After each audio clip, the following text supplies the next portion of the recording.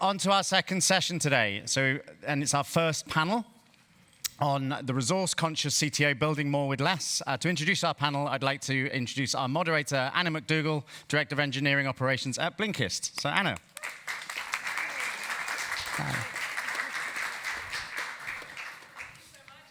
Invite all of the panelists up on stage with me so we can just introduce ourselves.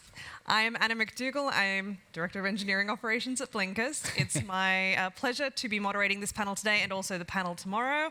Please all have a seat. We'll just relax, chill. We're all friends here.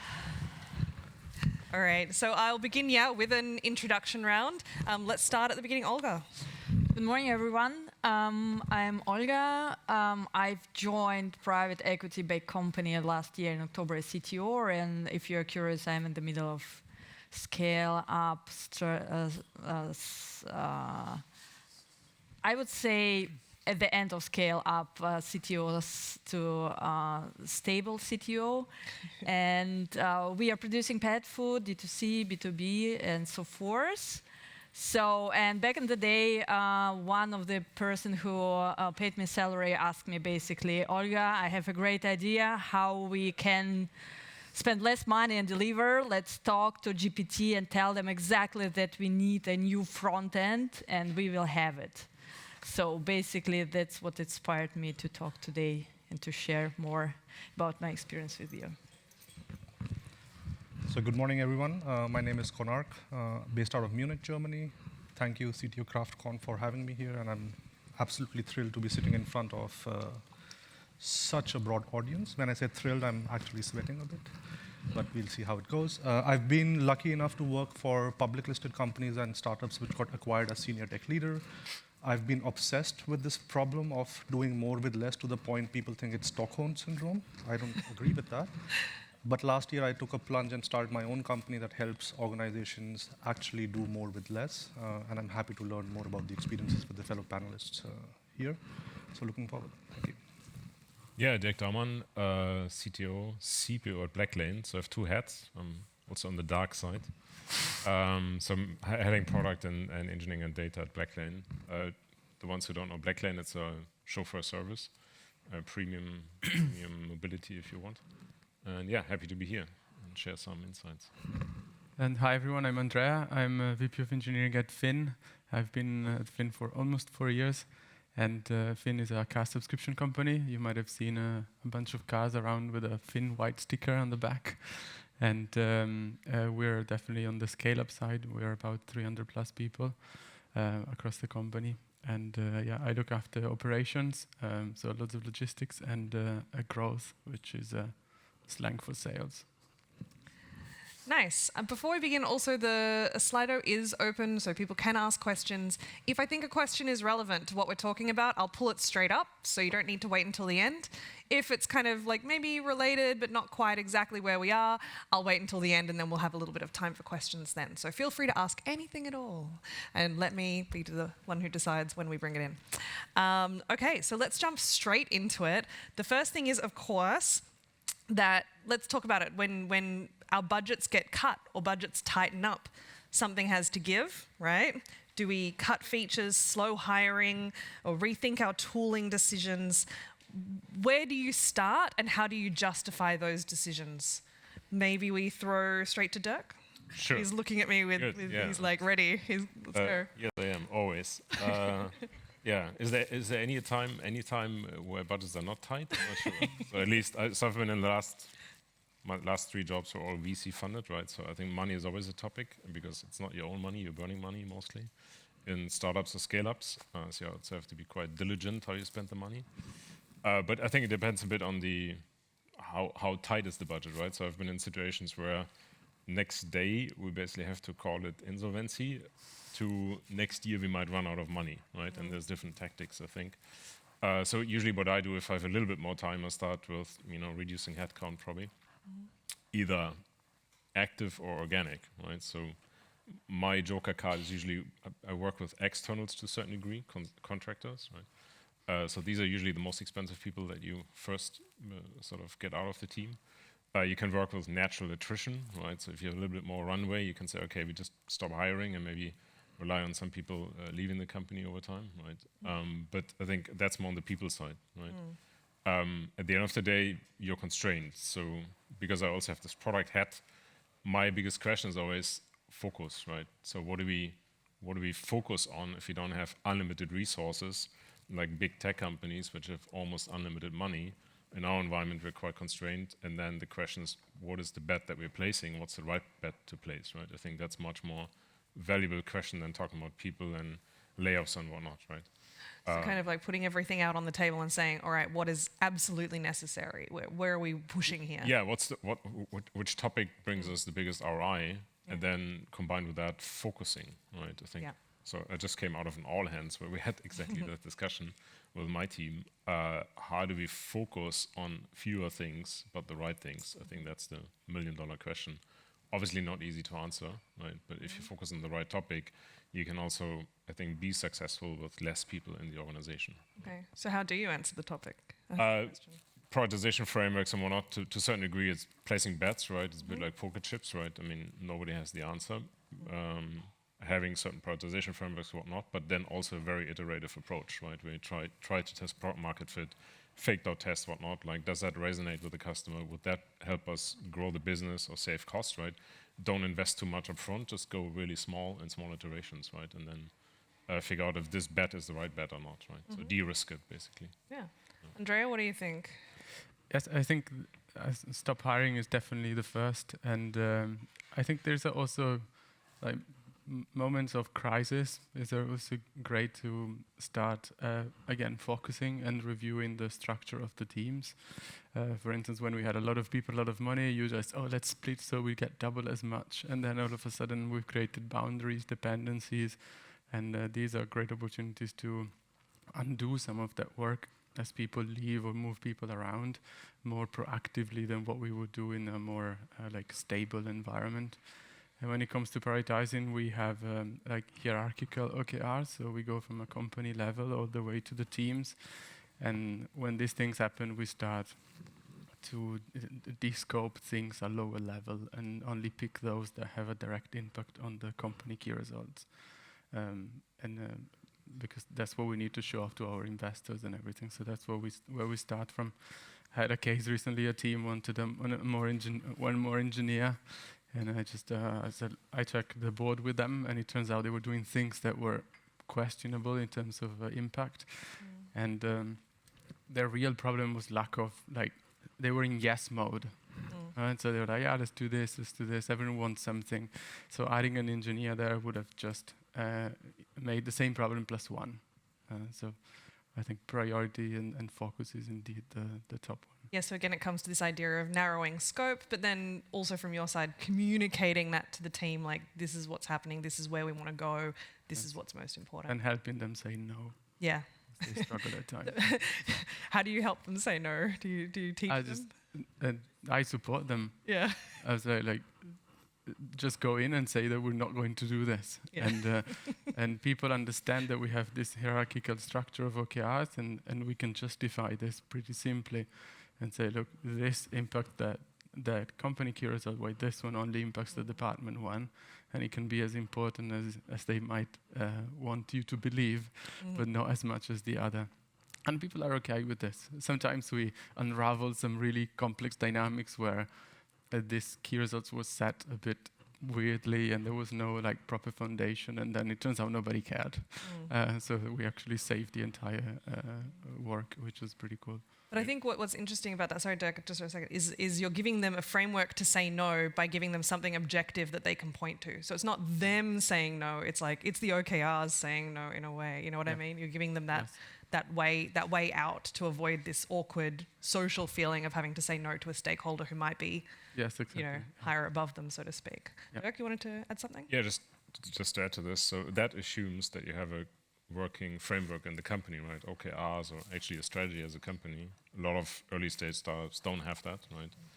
But I think that's my lesson learned a bit as a CTO, like also pushing for these things, right? To have these frameworks and stick to it.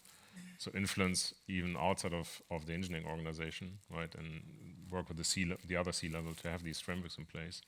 Because otherwise it's hard to say no and prioritize, right? Yeah. And then you're in a tricky situation that stakeholders come and say, yeah, here's this feature that we need. And you're like, yeah, but not in the OKRs. And like, yeah, I don't care, right? Like, okay, can we stick to one framework and run the company this way? And then you can use it, right, for your engineering org. Great. Konark, efficiency nerd, tell us what are your insights here? So I think, first of all, running out of budget is an eventuality, not a myth. And what we've realized over a period of time is a lot of times, especially in the product and engineering side, you are so far away from the budgets that you never really realize what's happening. And in many of the companies I've worked, we've made a very, very conscious effort to bring that closer, right? So like basic understanding of P&L. We started an initiative like 10, 12 years back when moving from data centers to cloud was coming up, because you can just fire up 10 instances and forget about it. Every engineer in the company used to get an email in the morning that this is the amount of money you have spent yesterday on AWS or GCP. Every manager would say, your team has spent this much money, right? And that certainly sort of made it more real for people, that it's not virtual money, so to say, it's more real. And that helps us steer conversation into more pragmatic budget-based constraints, right? Like the other example coming out of COVID, because I was VP for Holiday Check Group, so travel had a very, very high hit. And we realized we actually have a lot of paid marketing campaigns running, and then we offer discounts on the website, so you're basically losing money to two ends, right? And those sort of discussions, if you have it in a more, let's say, non-critical time where you're running out of money or travel is zero, it's more pragmatic, more organic, and you can have much better decisions. Of course, there is the people aspect, layoffs, and I mean, nobody wants to do that. That happens. However, being very, very conscious and actually creating awareness about this within the organization is super relevant, so at least you can have a longer runway, right? And for me, the biggest learning is make product and engineering more accountable. $5 a tool per month subscription is not costly, but if you do it 10,000 times, it's a lot of money that you end up piling up, right? So awareness would be the key reason for me to go in that direction. I'm very curious how the engineers responded to this. They're sending them the daily updates with how much they're spending and trying to connect them more to the rest of the business, because I can see some situations where that might be interpreted as micromanagement or as something that is oppressive to their engineering ways in some form. Did you get responses like that? So first of all, it was not meant to be oppressive in the way that, look what you're doing. It was very clear that we want to create awareness. Yeah. And that actually started because we would always have this fundamental question, like we are spending X 100,000 euros per month on cloud, like where are we spending that money, right?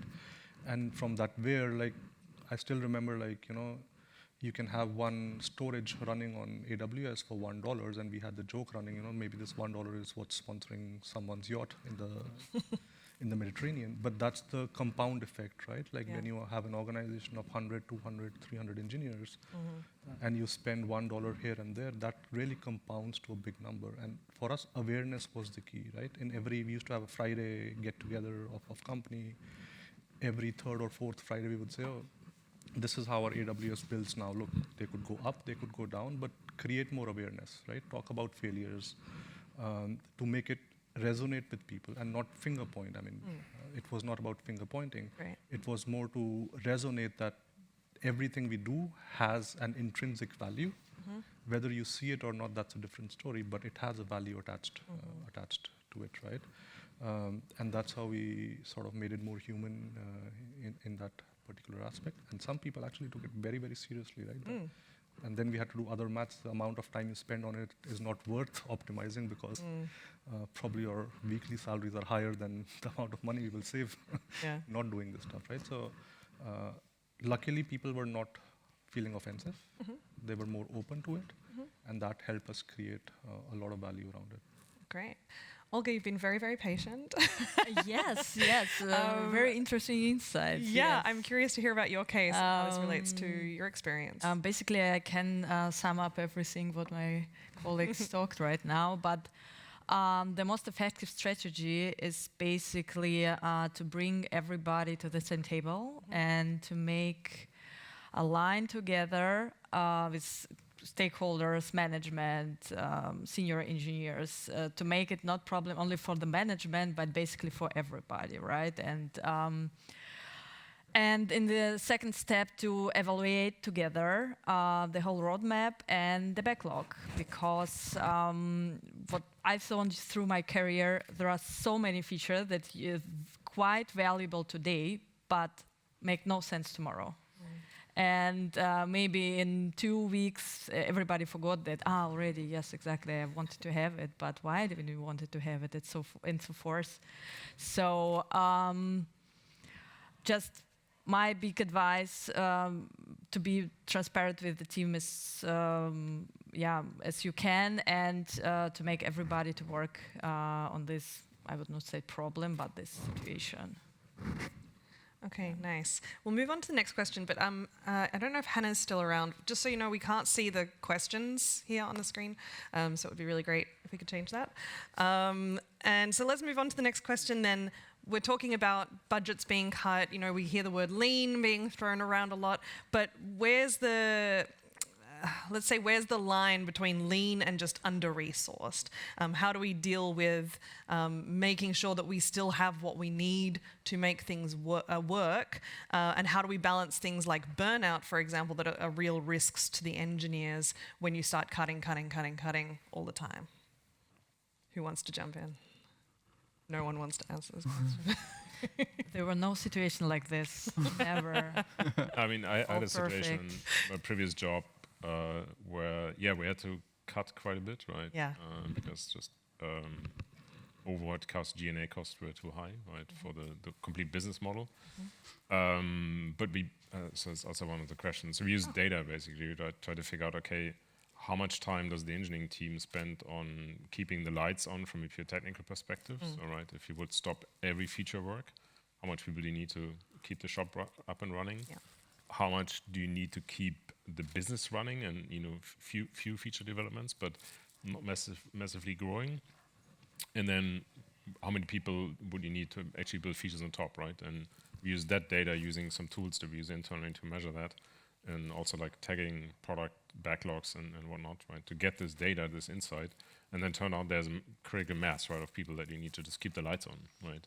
And everything on top is like your feature work. But showing that to the management, saying, look, if you want to sort of stop everything just to keep the lights on, that's the people we need, right? And then everything else on top, you get output or outcome, right?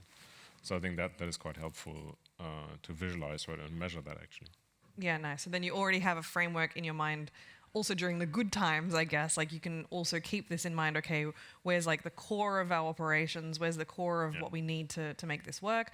Where's the feature boundary, so to speak, and where's the innovation boundary where we have enough people to really push this thing? It's quite interesting, right? So if you also break it down, look at insights, where do engineers spend the time?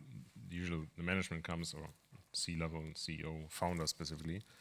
You have, 200 people in your org. What are they all doing the whole day, right? Why don't we have more features? Well, you need to break this down a little bit, right? And say, few bets here, but this is the amount of people that you need to also just keep the shop up and running with your day-to-day little things that come in left and right? And that's usually misunderstood, what capacity that takes. Absolutely. Some thoughts, Andrea? Yes, I think how much time people spend in production support is a good. It also shows how much time they have to care about themselves, which is the first thing that ends up at the bottom of the backlog and then in the next block. So I always ask them in every one-on-one I have with all the manager in the teams how much time and how stressful the production support is. Sometimes it's extreme, and then we start descoping some features.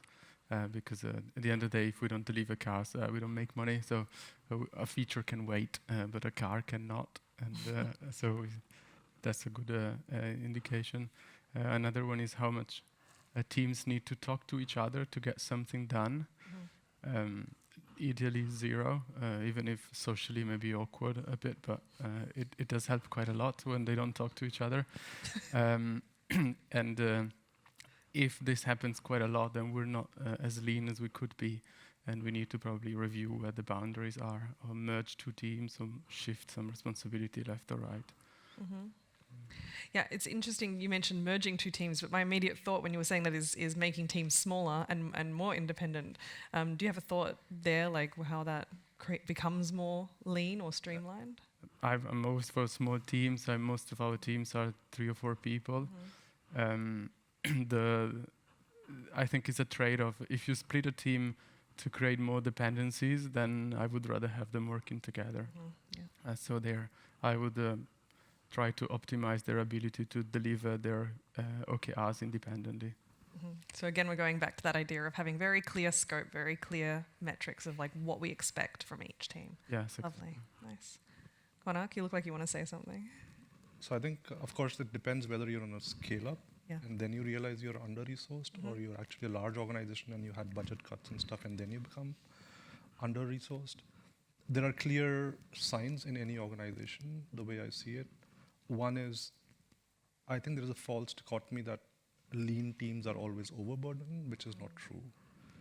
The problem arises when you cut, and you think of cuts in terms of human resources, that we've shrunken the team from 10 to 5, but we want everything else to be the same, the processes, the tooling, and everything. I think that never works out, right? So it's at least a responsibility of senior leaders in the organization to also ensure that whether you're shrinking something or you are growing, the processes and the organization has to adapt to that.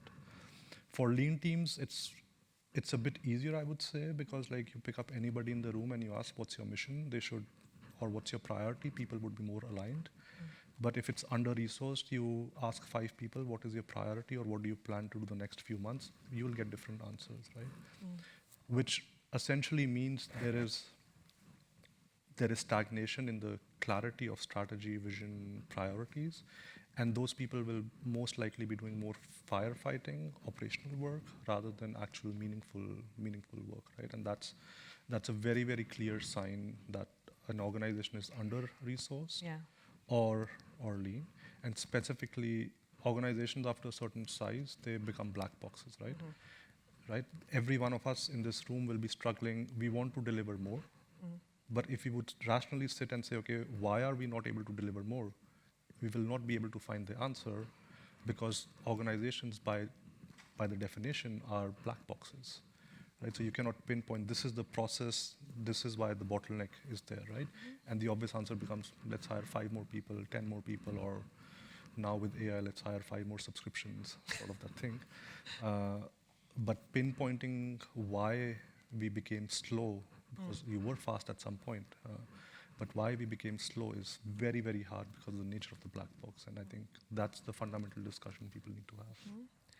Olga, I noticed a slight reaction when he said that about the black box. What was that reaction? So I'm just curious, what do you mean organization is black boxing? So what exactly? So what happens is, because as organizations grow, they tend to become more silos. And then you have very few horizontal layers. And when you have very few horizontal layers, you don't see what's happening inside every box. What that means is people will optimize for their own silo and not look at what's happening overall. So at an organizational level, when you say we are slow, we have to really understand, is it a particular silo because of which we are slowing down? Because maybe the infrastructure is not there, maybe the talent pool is not there, or maybe we are just running out of money because marketing is spending a lot of money and we are not getting the conversions, right? So the black box is very few people in the organization will have a complete overview of what's happening in the organization. Traditionally, that's the responsibility of a CEO. But even when organizations grow, they need very good leaders, extended leadership team to help them understand what's happening in the organization. And we are not structured, especially in Germany, if I look at the org structures. Apart from the CEO, there are very few companies who are very, very strong in extended leadership teams that give this insight on where the silo is happening, because everybody is optimizing for their own team. The platform team wants to run the best platform team. The security team wants to run the best security processes that we never get hacked, so on and so forth. But there are very few horizontal layers which are able to see in different silos to come up with a rational explanation what is slowing us down. Okay, basically, so from my point of view, this is a main assignment of whole management team to make this transparent as possible in order to avoid this black boxing, Exactly. right? So this is, yes, and so to the actual question. Lean versus under-resourced. Yeah, if you forget. The good word like a firefighting, right? Under resource is firefighting. You see already that you deliver the features, but after delivering the features, you have in engineering team another 10 tickets in order to solve the problem that you actually created with the feature, because you just want to go faster, and at some point you said, oh my god, we didn't thought about this, okay, but let's put it back, another one, so you see actually you're like in this circle, never going out. And as I answered already mentioned at the beginning, so the main point is just to sit together to the table and say, what is the business value exactly, what we are doing here, what we wanted to achieve. It's our revenue, it's retention, or whatever. So this is what I experienced in my career. Dirk, I noticed you have a bit of a reaction before. What was happening there? So the black box thing. Yeah. It's a hit, right? Is the black box bad, right? So I'm thinking, so if you really have, I guess what you call lean team, if you have autonomous teams, right, that are fully independent, they can be a black box as long as they can deliver on their own, right? The problem is if you have dependencies between teams. So yes, splitting the teams too small creates a lot of dependencies, right? And in my experience, dependencies are the number one killer, either on the technical level or collaboration or feature level, whatever it is, right? It's different dimensions, but so based on experience, I had to halve an organization once. The interesting part was, because we halved the organization, we merged teams together, you couldn't really see much impact. Why? Because you reduced dependencies, right? Teams had bigger scope. They worked on less features, but they moved faster because they didn't have to collaborate between 3 teams to get anything shipped, right? It was an interesting effect. I'm not saying it's a solution, but the biggest problem is scaling organization is when you scale the number of teams, you scale the number of dependencies, and that goes exponential at some point. And then if you don't have the right org design, which is always a trade-off, it kills your speed, right? It kills your velocity. So that's how I look at it. And if you would have an ideal organization, teams can be black boxes because they run on their own. But reality is there's always dependencies, right? I think I totally agree with you, and sorry to jump. No, please go, jump. So I think a very rational way to look at dependencies, which we will always have, is dependencies force you to create hierarchies in the organization because you want people to resolve the communication and the dependency. And that's where from the lean we start to grow into these weird org charts. And that's why, like, for me, that's why I meant, like, if you have a very strong extended leadership team that helps you foster this culture of direct communication, dependencies will not be traded off by solving by hierarchies. Yeah, no, I agree, right? The hierarchies is a organizational design to solve a problem that shouldn't exist in the first place. If people would talk to each other, you wouldn't need these hierarchies, right? But I agree, right? That's our traditional way of solving problems, right? Yeah, and it's funny because in a way, like, the hard thing, I guess, is knowing when that dependency is starting to exist and seeing it happening, intervening at the right time, or on the flip side, seeing that a team doesn't actually need to be one team and can separate those when they're used to working together, for example. So that's kind of, I guess, where the art comes in. I want to jump to one of the more controversial questions in here because I think it's something that I hear a lot, which is, has anyone tried something radical, such as reducing the team and compensating with AI? I'm experimenting in the moment. And go on. No, we have basically in mind to open a new position, an engineering position, and thinking about it to replace it completely with AI, because it's just like junior middle position in engineering, and the main challenge for my engineers that I have at the moment to try to compensate it. And we started it 1 month ago. We don't see any result in the moment, so it's just another work that they have, like a plus, but everybody's curious and want to test it and to check it. So let's see in 1 year. Just to clarify, this is a fully autonomous AI agent that No, solves they are tickets or trying. what? No, it's not just a standard. It's a clause, just an right? agent, okay, Yes, yeah. exactly. Gotcha. So, and they are trying to improve the delivery and speed by utilizing this on basically on daily basis as a another developer, I would say, right? So that's already learned to our base, to our standard documentation, everything what we have. I'm really curious. I have no idea what will happen. Yeah, we won't actually jump fully to questions just yet because we've still got a little bit of time. Because I want to ask another question that we have here in the list, which is about quality, because this is something. It's the first thing to go under when people feel like they're under pressure or they need to deliver. Tech debt kind of gets swept under the rug. People start forgetting about writing tests during their tickets.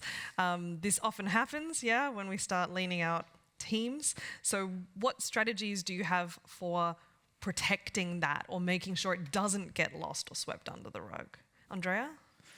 So the first is a good engineering culture that takes ages, and also have the right people in the right place that appreciate these values.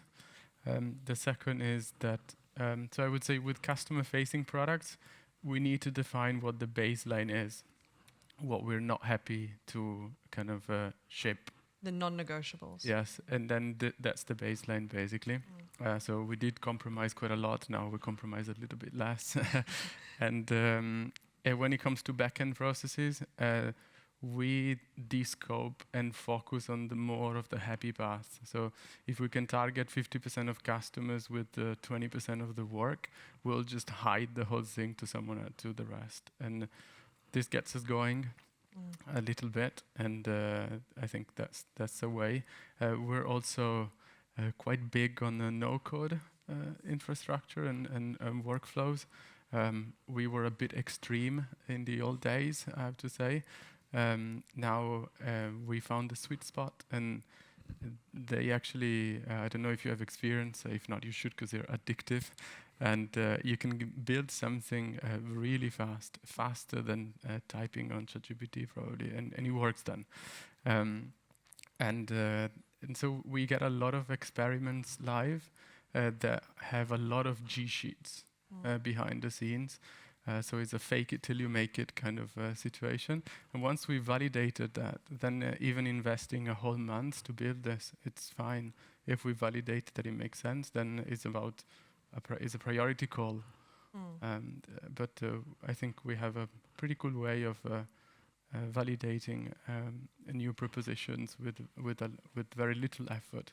So much that we have a dedicated role for this. So a lot of time engineering is not even involved to the extent that they usually are. I think what's really interesting, Andrea, about all of your answers so far is that it's clear that you spent a lot of time and effort creating the framework and the ideas and the OKRs and exactly how you want to do things, what's non-negotiable, what's negotiable. You've already kind of spent that time, and then you see it paying off when things get lean, because then it's easier to prioritize, it's easier to make things work. Would you say that's an accurate kind of evaluation of how you run things? I think we have some good practices in place. A lot of people in the company have done a lot of good work to get them there. And I think we also hired some good people that kind of really value those practices and stand up for them. Of course, sometimes things don't go as well, but I think overall they work. So it's really cool. Anyone else want to jump in? I think just also metrics, right? So I agree, engineering culture, but then you can also measure it, right? If your incident rate goes up or your downtime goes up, clear indication, right, that something is off, and then you need to maybe set it as an OKR again, right? I had the situation that we ran a bit too fast, and we did a 6-hour outage. That was easy to sell then to the founders that we need to probably invest a bit more in quality. Sometimes things going wrong is the best argument. Yeah, I mean, it's shitty, right? But that's one way of doing it.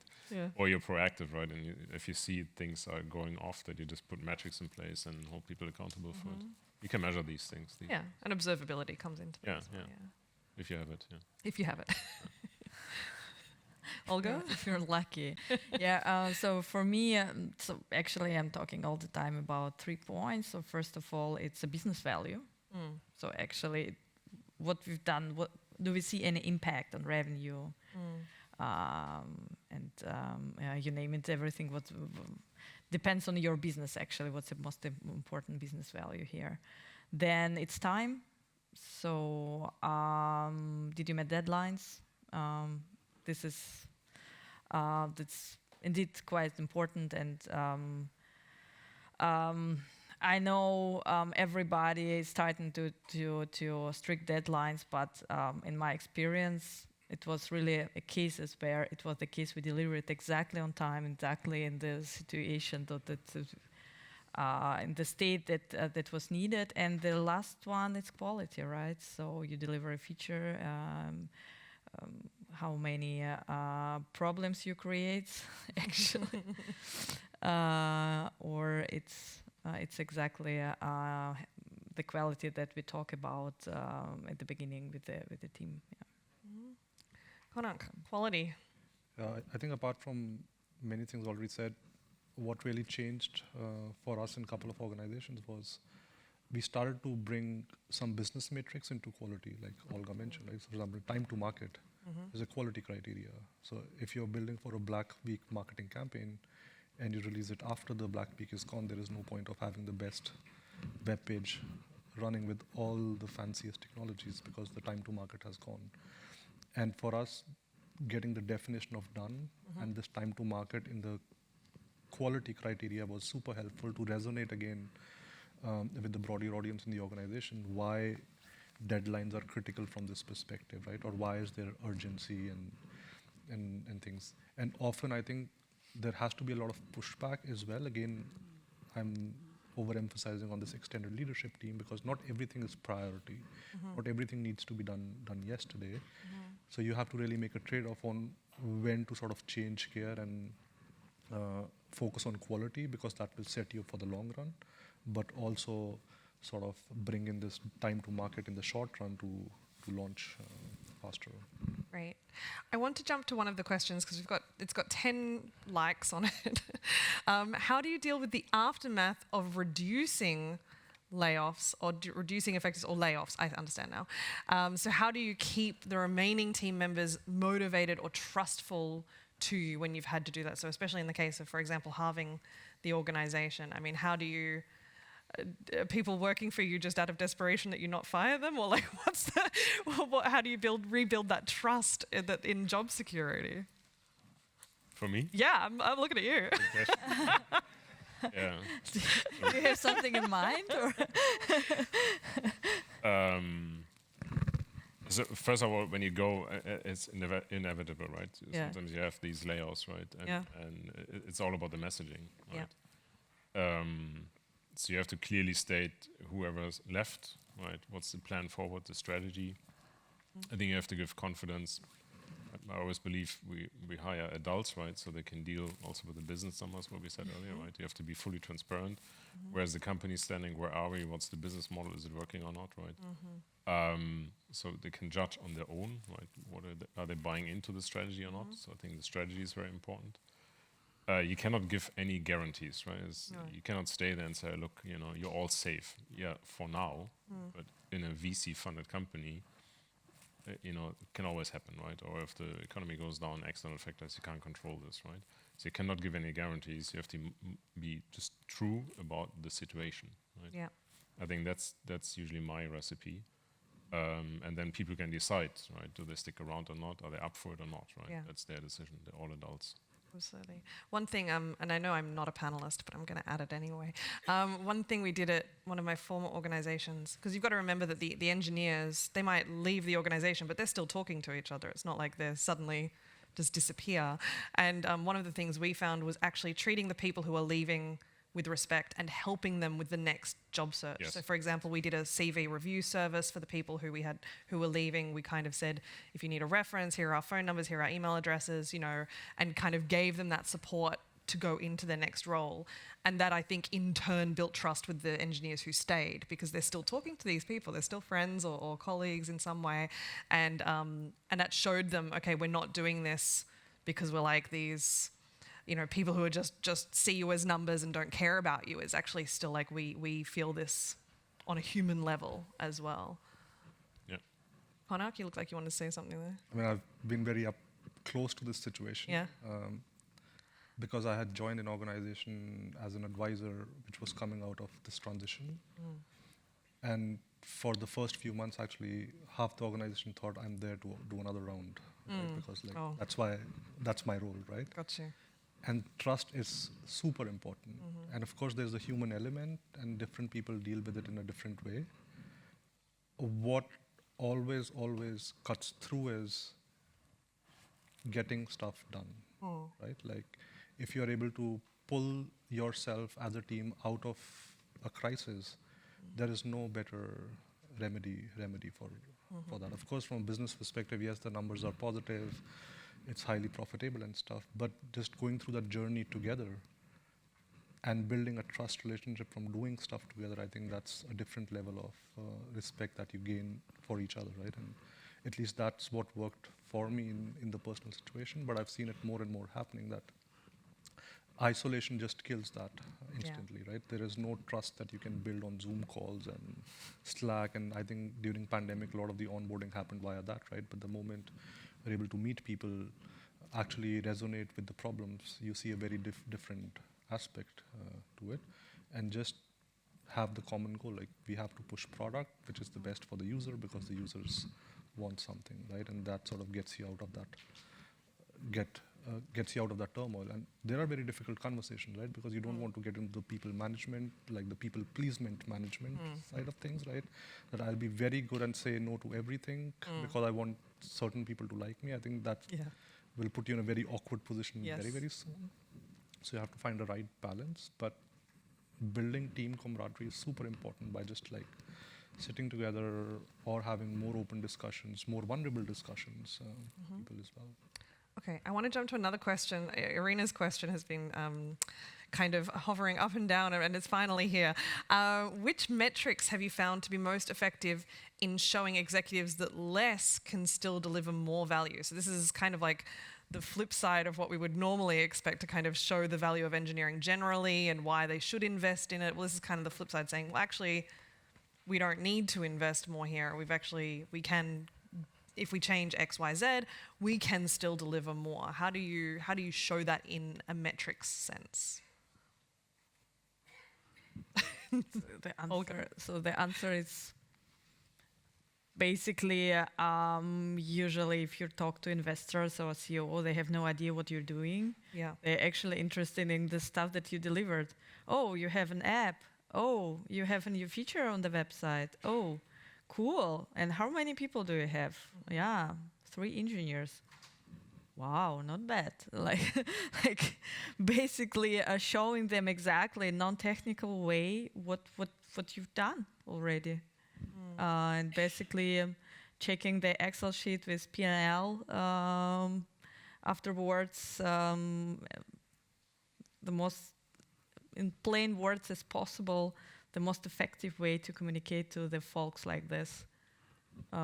No less, no more. Yeah, and I think just jumping on that also is this idea of not just waiting until you have something to show them, but continuously educating them, continuously involving them in what engineering is doing. I mean, you've got to remember that a lot of stakeholders don't know what the difference between a back-end and a front-end engineer is. They don't know what an API is. You've got to really go, start with educating on, what are we actually doing? Who are we actually hiring? Why? What does it mean? And then when it comes to these bigger questions, I guess, then it's easier to have those conversations.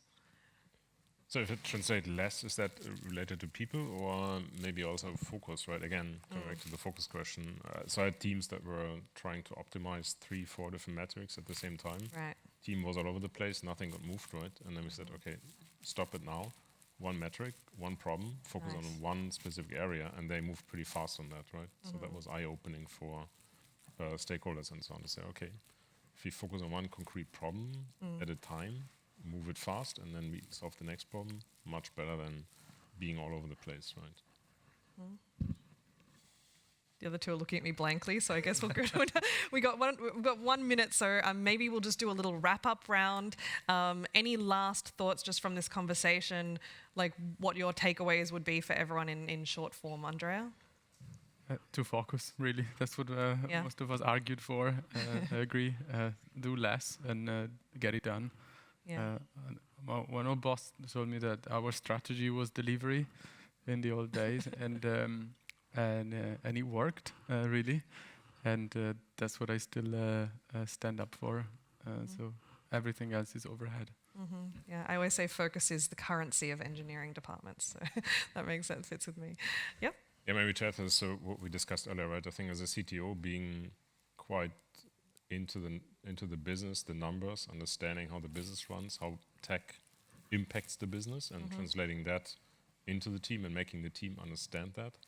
I think that would be my tip as a CTO. Konak? Yeah, so from my side, I think it's some observations you can have in your organizations. Like, you should always strive to have guardrails so teams can run as fast and not toll booths. And you can easily spot that by looking at premature optimizations, how many gatekeepers are there to enforce certain policies and stuff. And if you spot such things, then you very well know you're going to be under-resourced at some point. And from my side, the very good question was about 37 signals. Doing big things with small teams is much more easier than doing a small thing with the big teams. And if you're curious what I'm doing in order to stop talking CEO and adverse about AI, I started talking about AI all the time, so they have no space to ask other questions. Yeah, we will be around. Okay, thank you everyone so much. A round of applause, please, for our panelists. Thank you, guys.